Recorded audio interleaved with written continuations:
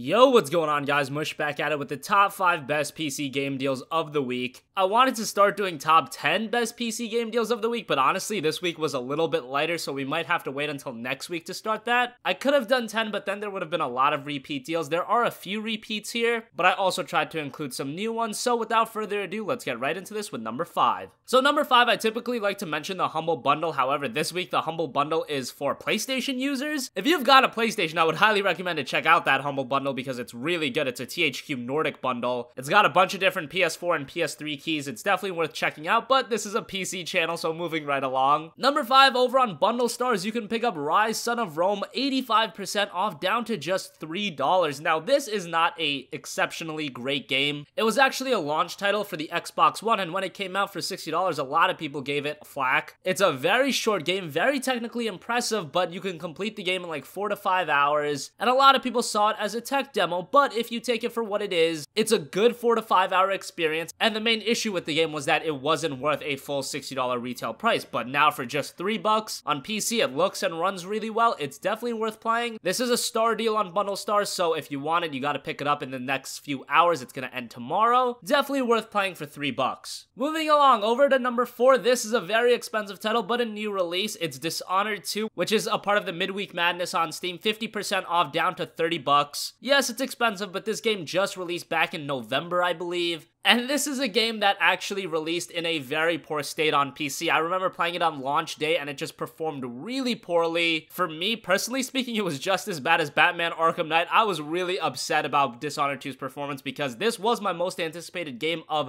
2016 outside of Final Fantasy XV, which was on consoles. But on PC, Dishonored 2 far and away was my most anticipated game. I loved the first game, and when it released in a poor state, I was just so upset. But now the game runs very smoothly, and the game itself is absolutely terrific. It builds upon everything that Dishonored did well, and it's just a much better game. You've got 2 different characters to play as, both go through the same levels and whatnot, but it's worth playing on both sides. The gameplay is on point. Visually, while it's not a technical masterpiece, say something like Crisis, the art style is great, and the direction of the art really goes hand to hand with Dishonored 2's world. It is an excellent game. If you played the first game and you enjoyed it, Dishonored 2 is a must-play game. It's great. Yes, I did completely crap on the game when it released because it ran poorly, but now, just like Batman Arkham Knight, it's a game worth playing. And for $30, while it is expensive, I would say games like this, it's worth dropping that kind of money for. Moving on, also on Bundle Stars, they are doing a deep silver sale, and number 3 is going to be Metro, the Redo Bundle. This includes Metro 2033 and Metro Last Light, 2 excellent single-player first-person shooters. Yes, they are single-player only, no multiplayer in these titles, but they are quality single-player campaigns that take you around 8 to 12 hours, and best of all, it's down to just $6. That means $3 a game. That is a ridiculously great deal because these 2 games are excellent. Yeah, Ryse, Son of Rome for $3 is a great deal, but Metro 2033 and Last Light, I would say, are far superior games than Ryse, Son of Rome, and you're getting both for $3 each. That's an insane deal, and if you've never played Metro, it's very atmospheric, very technically impressive on PC. They are a little bit older, but still to this day, they're very intensive games, but they look really good. And rumor has it there's a 3rd Metro game on the way, so now wouldn't be a good time to catch up on 2033 and Last Light, both really good games. Personally, I really enjoyed Last Light, completed that game twice, and probably will play through these again before a 3rd game drops. Number 2, also a part of that deep silver sale, Bundle Stars has got Saints Row 4 Game of the Century Edition down to $5. This includes Saints Row 4 as well as all of the available DLC, and Saints Row 4 is a really fun open world adventure game. It's a lot like Saints Row 3, very zany, very off the wall. You've got crazy weapons, some funny moments, and for $5 you get all of the DLC. I would say this is worth playing. If you do want to save some money, you can pick up the vanilla edition of Saints Row 4, and that's $3.74. I would just say drop the extra $1.25 and pick up the Game of the Century edition, but